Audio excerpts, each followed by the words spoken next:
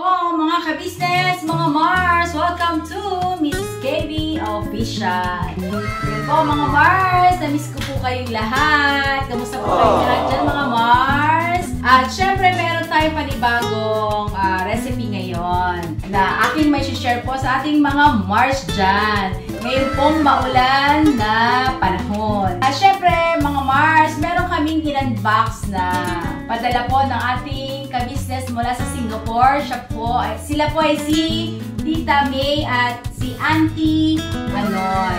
Thank you so much po Tita May at Auntie Anoy sa inyo pong padala sa aming mga laman ng box na pinadala niyo po ay kasama itong miswa. Ngayon po mga Mars, naisipan po namin na isama sa aming recipe ang miswa. Mga Mars, tingnan niyo po ang miswa ng Singapore. Matataba siya. Diba? Ang ano niya, iba yung miswa sa Pilipinas, iba yung miswa sa Singapore. Ang pangalan ko nito ay Thaisan Flour Vermicelli.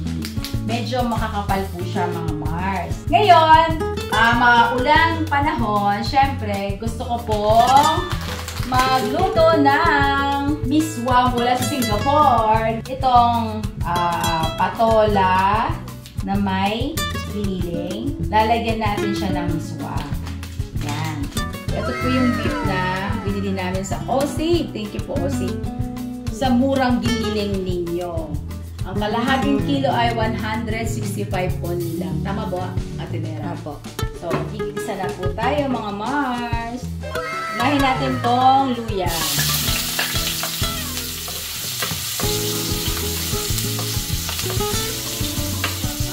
Pasensya na po mga Mars. May lapokuli na kapag-vlog dahil po ang inyong lingkod ay sumama ang pakiramdam. Yun nga po, sino pong aking UTI. So, meron tayong luya. Meron natin sibuyas.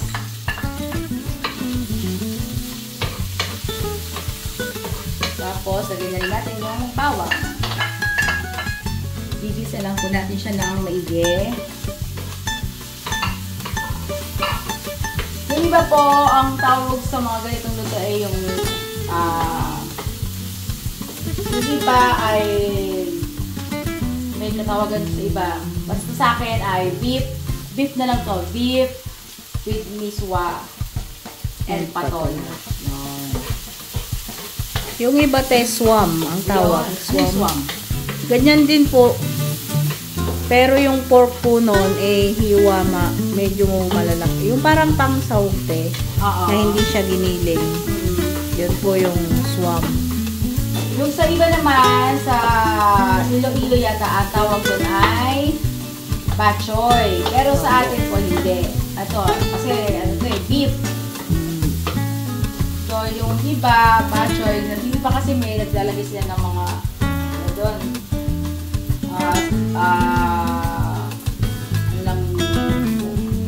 Ng baboy,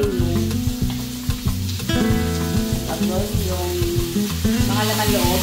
Opo. Si Kuya Baite, may tawag din siya, pero nalimutan ko yung tawag niya eh. Ay, nagluto nga pala si Baite dati. Opo. Yung laman loob po ng baboy. Oo. Yung, basta may mga ganun po. Pero masarap, di ba po? Oo. Marami siyang luya. Oo. Tsaka yung huli tayo, naglagay kasi siya ng tanglad din. Halang-halang tawag lang. Halang-halang. Yun. Ano po kami ng baboy, yung nagluto si Buhay ng halang-halang. Pero ang kinuha niya naman ng puro laman na pork. Yung mga basta puro karni po ang kinuha din ni Bay. Tapos niluto niya, sinabawan niya, nilagyan niya din na maraming luya at saka tanglad. Masarap po mga Mars.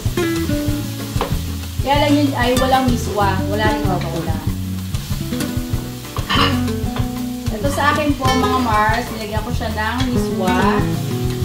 Yun nga po, ang miswa natin ay mula sa Singapore, mga Mars, diba? Nalagyan natin ang paminta. Ang secret dito po ay kailangan marami din siyang luya. Yung medyo maanghang po siya. Yung ang kanyang spicy ay yung luya. Napakasarap niya. Siyempre,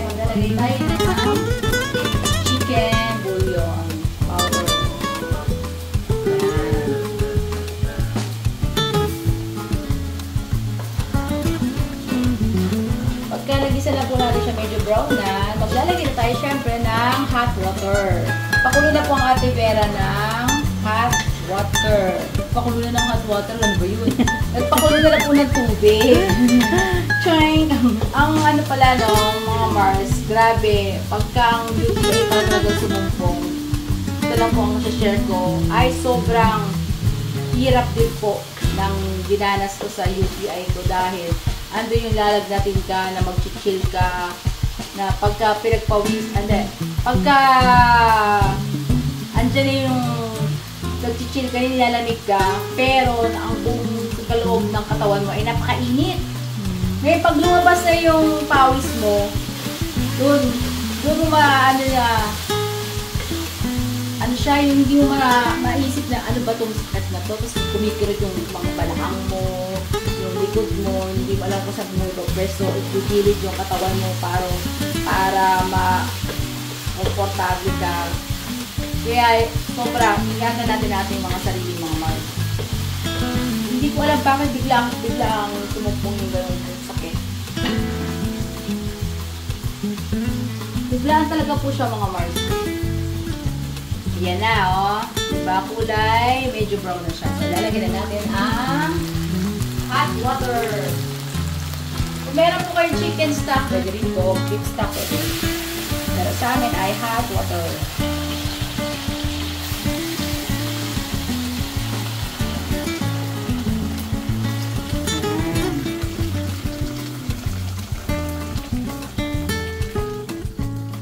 Sa mga nagda-diet po, pwede na po ito. Yung sa mga naglo-low carb, mga Mars, huwag na po kayo kumain ng rice. Pwede na po ito. Ito lang kainin niyo po. Kasi, meron na rin siyang yung miswa. Carbs na rin po yun. Kaya mas okay na po, huwag na kayong maglagay pa ng rice. Ayan.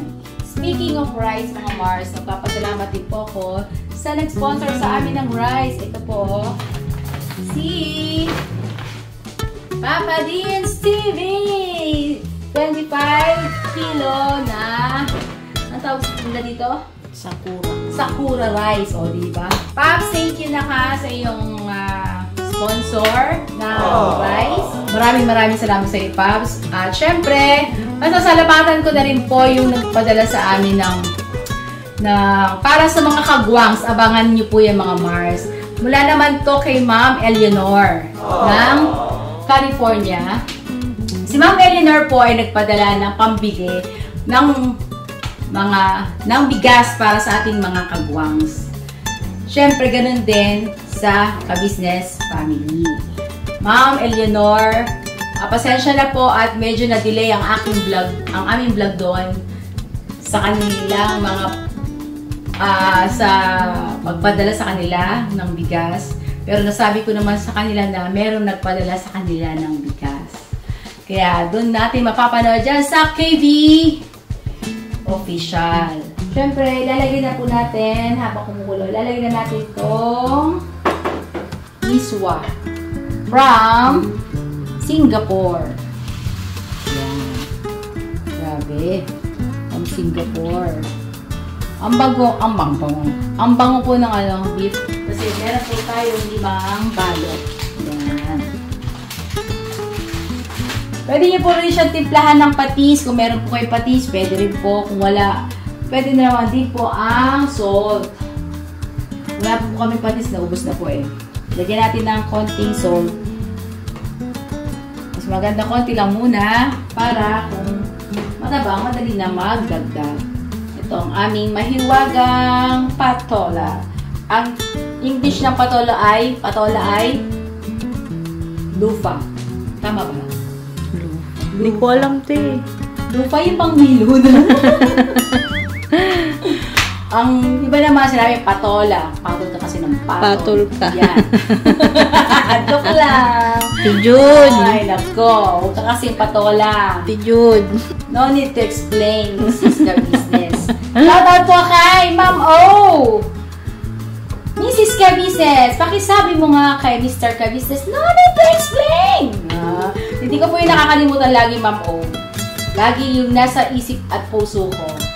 Dahil kaming mga sponsors ay naiintindihan namin kayo, ha? No need to explain, Mrs. Ka-Business. Okay? O, di ba?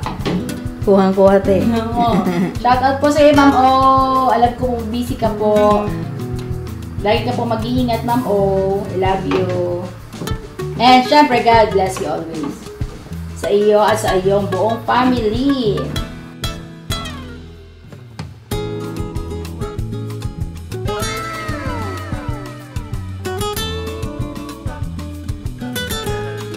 Yan mga Mars, eto na ang ating finished product na miswa from Singapore. Yan. Pagdating Ate Vera ng ating mga kagwangs at mga ends, ikaw na bahala. At syempre, titikman nila ang ating recipe. Kung anong lasa. Tahimik pa ang buong paligid. Kaya Ate Vera, pagdating ng ating mga kagwangs at mga M's, ikaw nang bahalang magpatikim sa kanila. Ako rin. Akala mo wala pa kayo! Oy! That's right! Paldo! Wala na ka rin eh!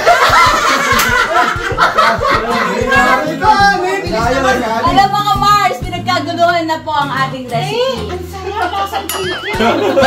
Uy, yung chicken niya! Nagulat ako! Pagkain ko yan, tapos mo kinain. Ayun o, nakakalan po mga Mars. Agulat ako, akala ko wala pa sila. Andito na pala. Oo, talaga! Talaga mo! Ang galing! Akala niya pala wala kami. Mag-pray na tayo. Mag-pray muna tayo. Mag-pray. Pray. Dave.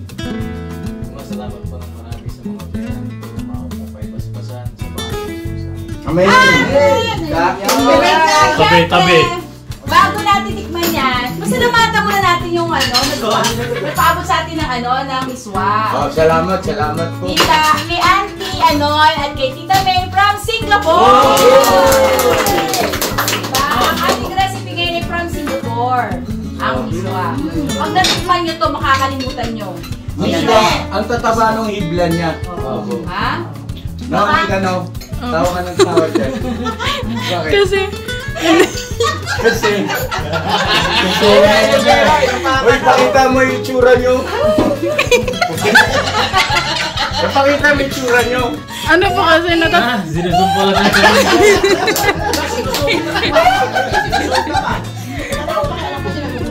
Hindi, kasi po si Ate Wingay daw sabi ni Ate Vera, di pa nagpe-pray, kumain na.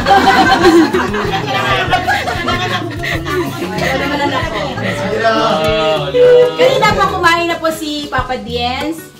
Kumain na rin si Ken, so hindi ko na po kinuhanan ng camera. Pero, at saka si Ate Budang kumain na rin po. Anong masasabi niyo mga anak? Sarap po. Sarap. Lasang chicken. Beef to! Beef! Ano tayo chicken? Chicken daw yung mga ka-business. Beef po yun. Giniling na beef. Beef, giniling. Beef! Puto. Diba? Sarap.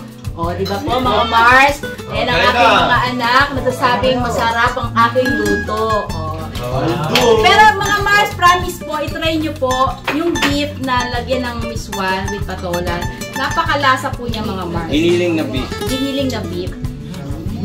Yan. Hindi pork. Diba kasi po laging pork, no? Pork or yung... Tingnan mo yung camera. Zoom mo. Tingnan mo. Sobrang buto mo. Tingin ka muna dito. Tika! Okay lang yan. Bahala ko nung sasabihin nyo. Basta Dugi tayo sa camera woman eh. Bakit po? Lilipat mo yung camera sa'yo. Paano? Nalilipat ba to siya? ako, okay. Nalilipat pa na. Oh!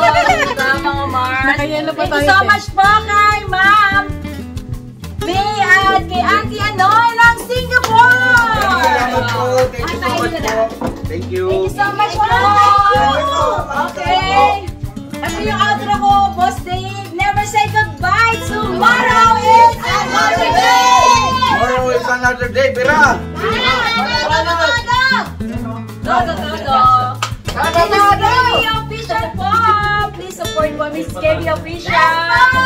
Ka-Business Official! Ka-Business Family! At ganoon din po sa ating mga kagwang sa kanilang mga YouTube channel. Yes po! Mga business! Andito si Vera Lito Official. Andito rin si Medjo! Yes! Stay support! Support po! Kagwang Bukdoy Official! Parang po sa ekonomiya!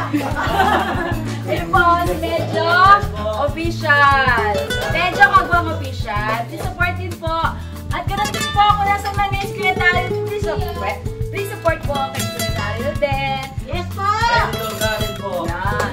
Sa lahat po ng mga YouTubers, support po natin sila paangat. Opo!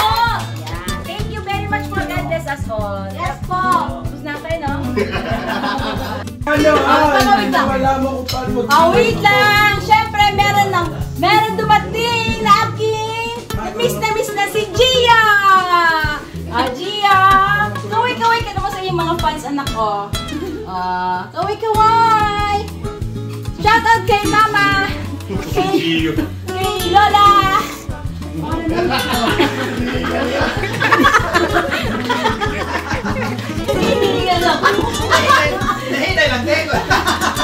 Kay Mama Lois! Mama Lois, shoutout sa iyo. Alam ko lagi ka nanonood sa Mrs. KB Official. Sikat ng ating apo, Mama Lois. Like ka mag-iingat, Mama Lois. We love you so much. Ganun din syempre, shoutout kay Mama Jal. Mama Jal, shoutout sa iyo. Kay Mami Jal ba? Mami Jal daw sabi ng ating Ate Vera. Tagapaligo ni Gio. Ang pangalan nito ay Gio Dino. Meron Gio Ong, di ba? Shoutout sa Gio Ong. Please support naman po. Diba? Malay mo, bigla mag-support. Oo. Yun nga po, shoutout kay Lola Lois. Thank you rin. At syempre, shoutout din po sa yung aking idol na yung idol ko sa paglalakbay sa pagkakain. Pagkakain? Pag kumakain, Ate Vera! Ang tawag na siya. Yung hindi sila ito rin yung napakalaking YouTuber na ang grupo ng Kanlas Channel. Team Kanlas? Team Kanlas! Pa-hashtag po Team Kanlas Pa-hashtag Team Kanlas. Dahil napakagaling nilang YouTuber din. Anong content nila tayo? Awag din sa mga food. Flex ko lang din yung akin, te. Sige. Ito yung akin. Kaway. Nakarating na dito. Tulog na sa balkon yan. Ano nangyari ba? Nakarating dito, tulog sa balkon. Paano nakapunta rito yan? Diyan lang, gumagano, no? Kasada na. Higap na. Hindi pa ata ano to eh. Mga ka-business, meron ng tumingit. Yung aking camera woman kanina, meron din daw siya pa-flex. Ito, pa-flex mo nga camera. Flex mo na, flex mo na. Ready na? Pwede ka na, pwede na? O sige, flex mo na. Yan po mga Mars, may flex daw niya yung kanya. Ano yan? Bibi ko. Ilang taon na yan? Ano yan? 2 months. Si Gio, ano ba si Gio? Siso. Ito, bulldog.